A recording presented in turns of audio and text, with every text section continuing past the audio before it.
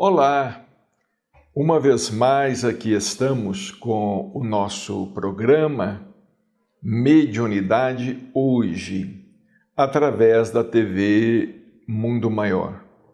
Como sempre, o nosso carinho, o nosso abraço a você que nos acompanha, a você que sempre nos dá notícias de nosso programa e de toda a programação da TV Mundo Maior. Muita paz em seu lar é o que nós desejamos.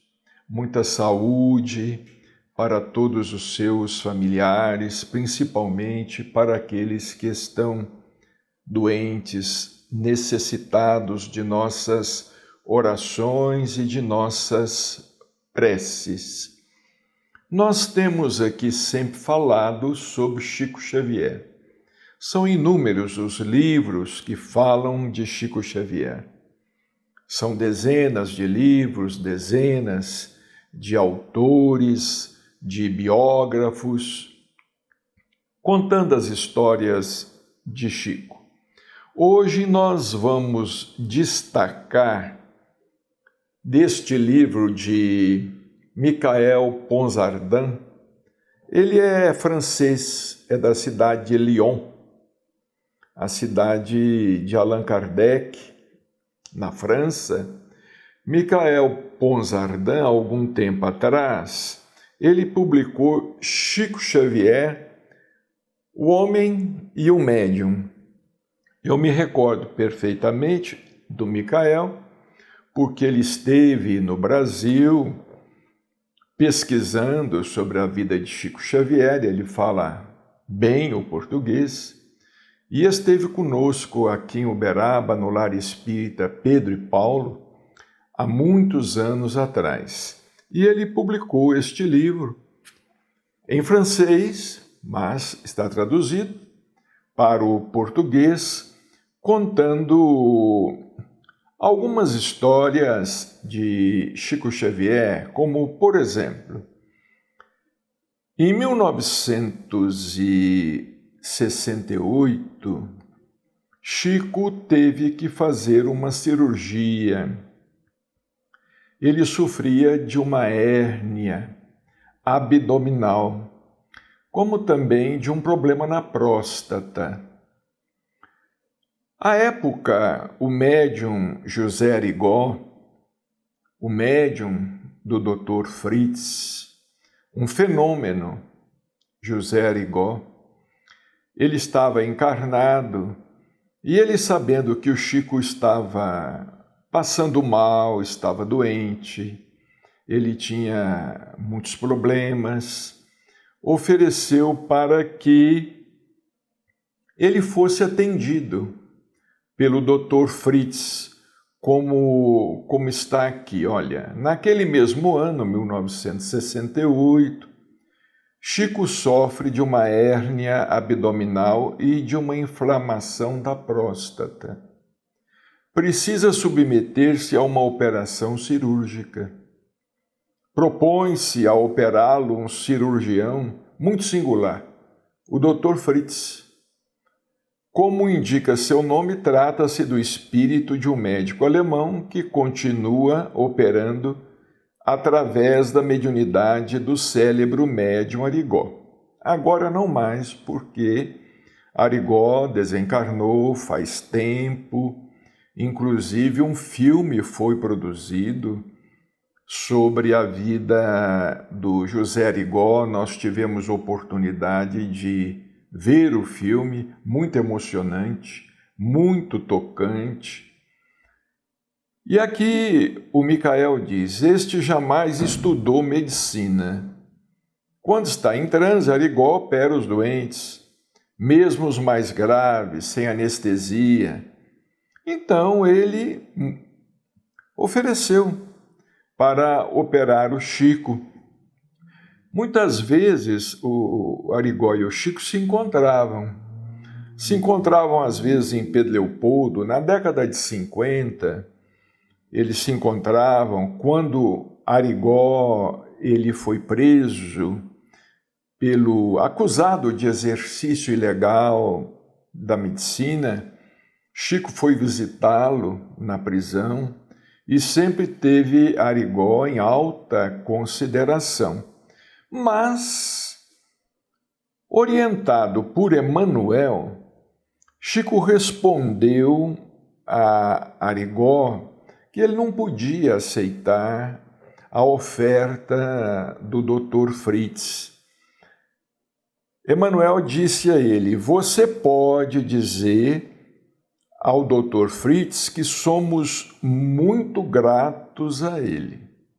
Mas no seu caso, que lida com o público, é preciso pensar: por que motivo você haveria de fugir da cirurgia médica, dos sedativos, da perda de sangue, dos riscos de uma operação muito séria, só para ter o privilégio de uma operação de graça?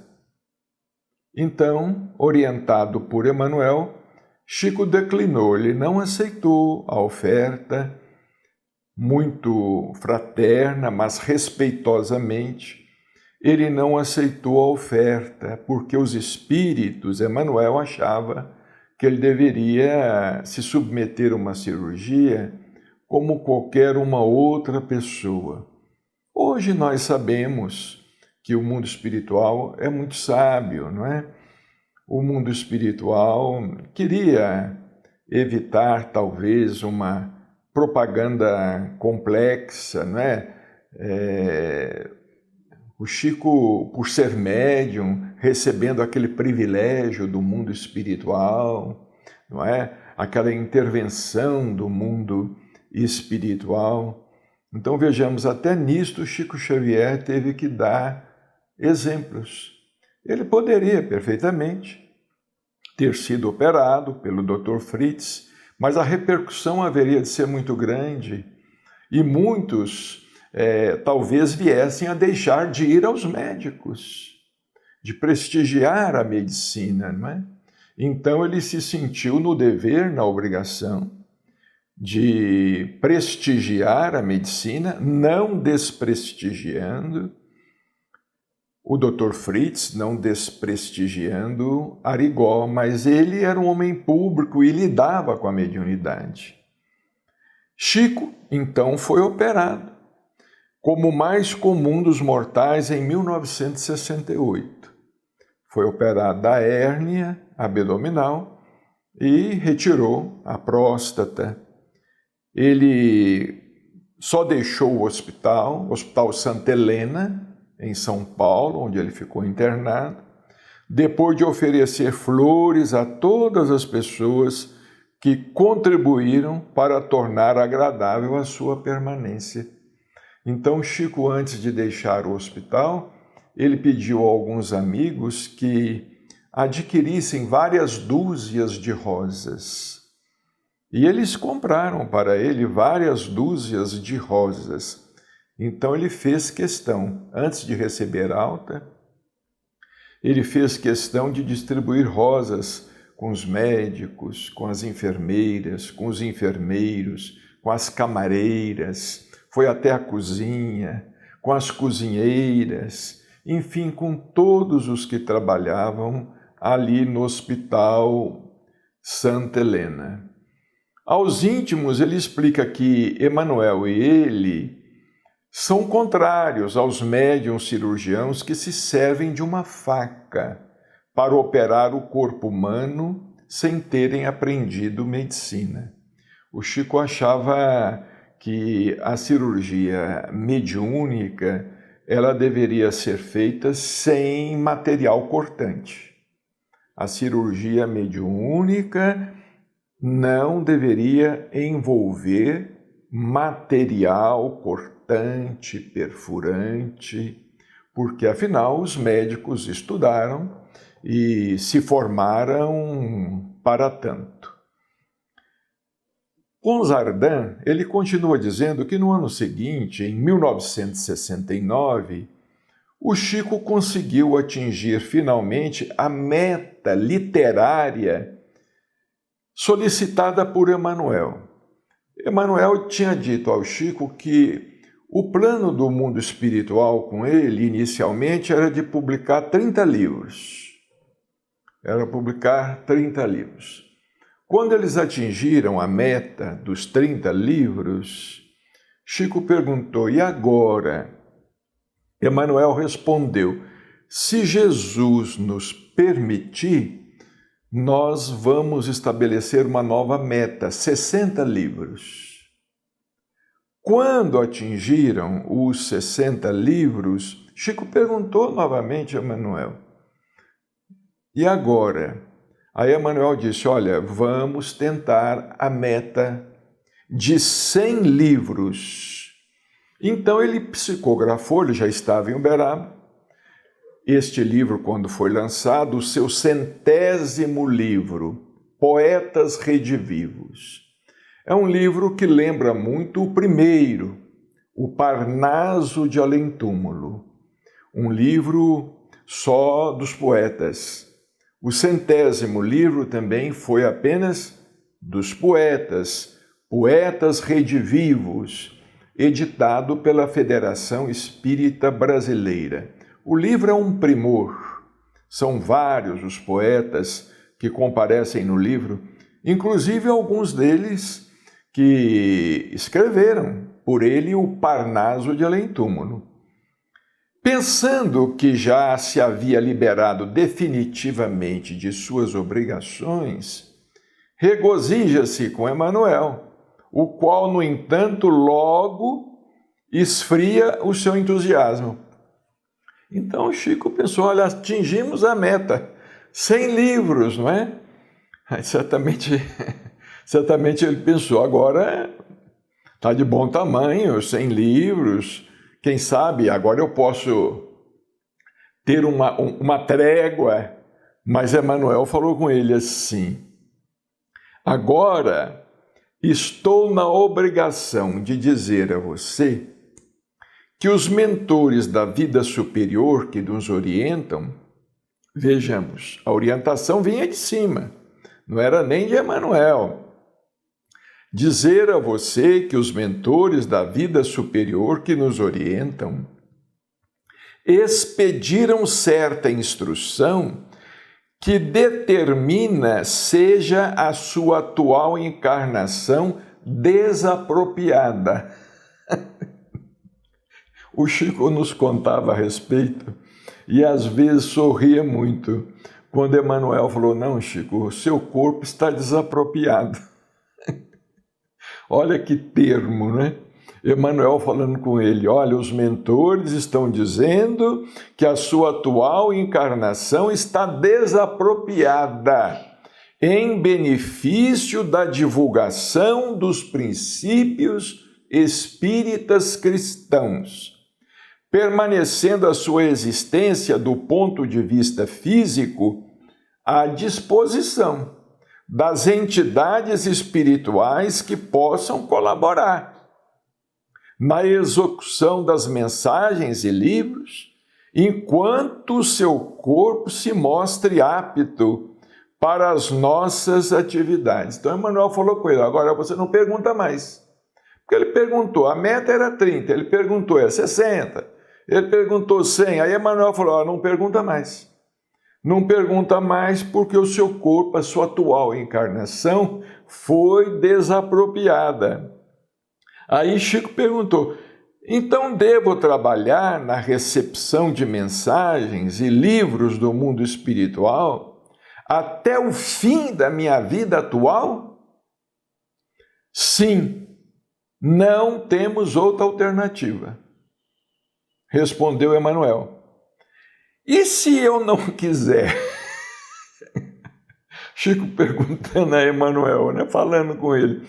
E se eu não quiser? Já que a doutrina espírita ensina que somos portadores do livre-arbítrio para decidir sobre os nossos próprios caminhos.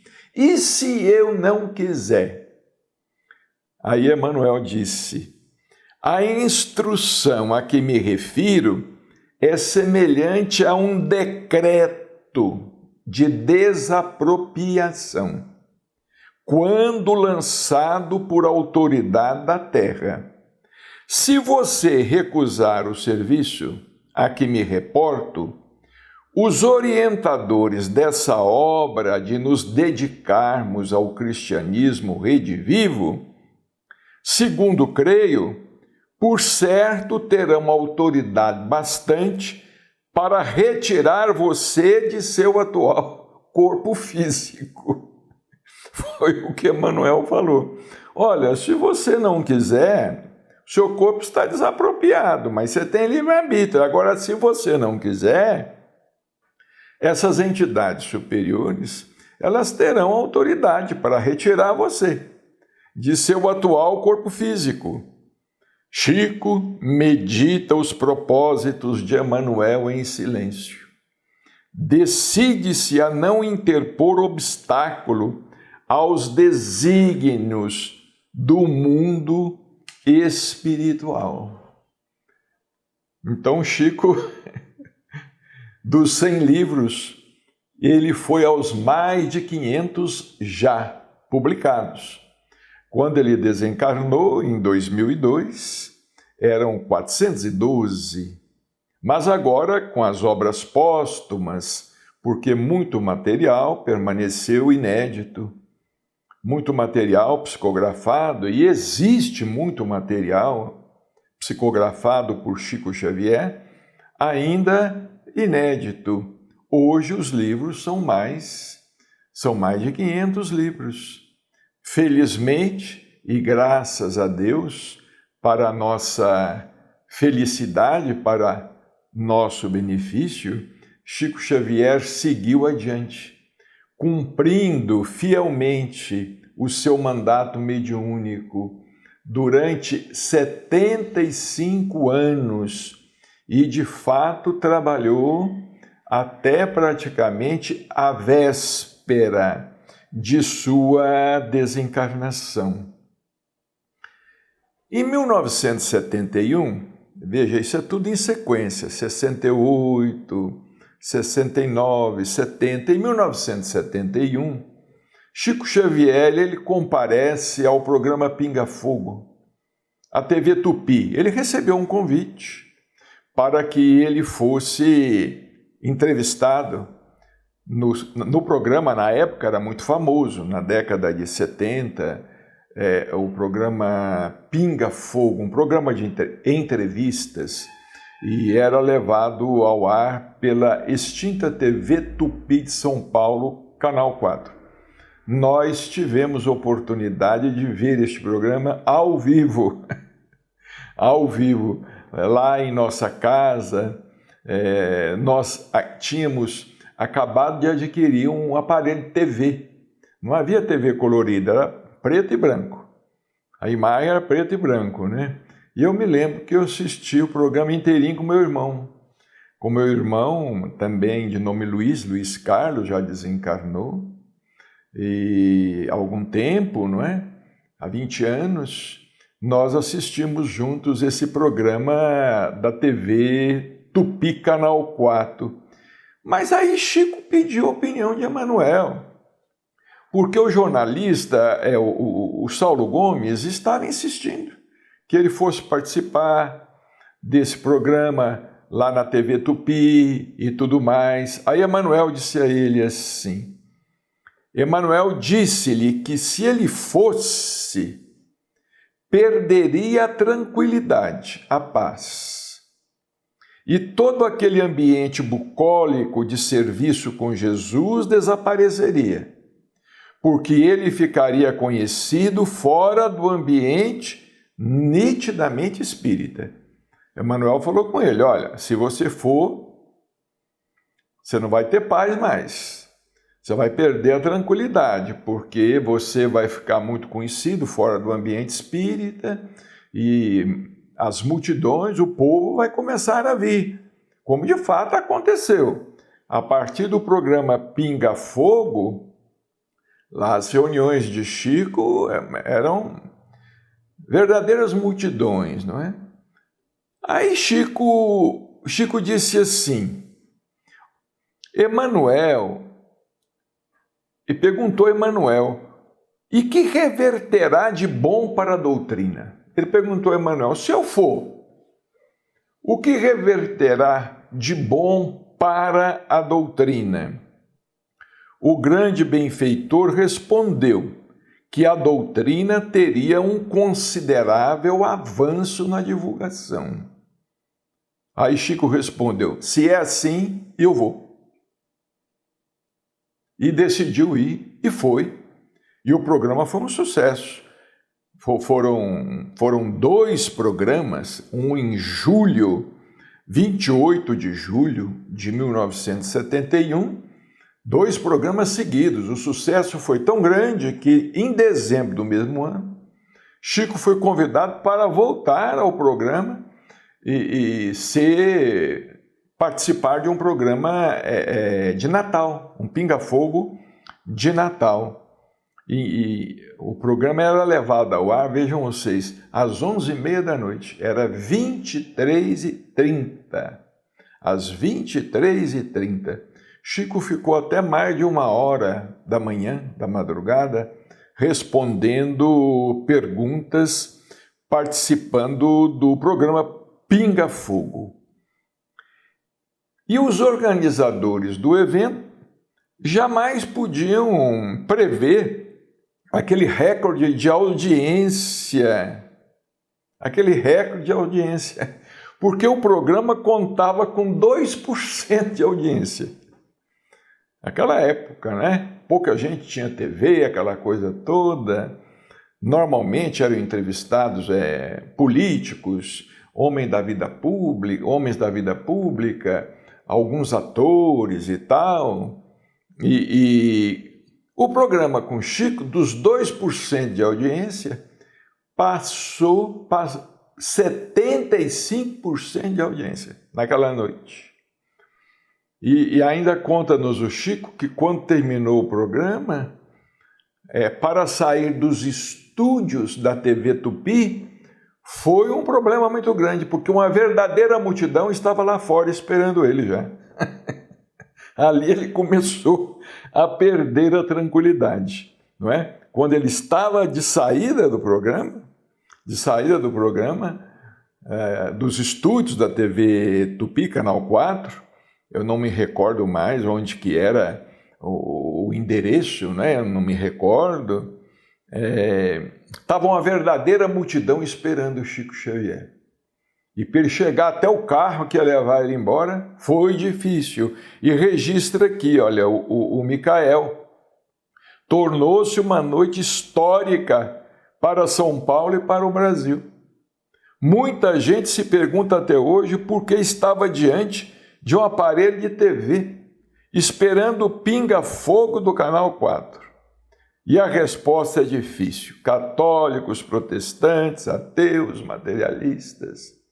O programa foi um sucesso. E é possível hoje você ver o programa, porque ele está por aí. Está na internet, está por aí. Bem, o nosso programa está chegando ao seu término. O nosso abraço, os nossos agradecimentos. Muita paz.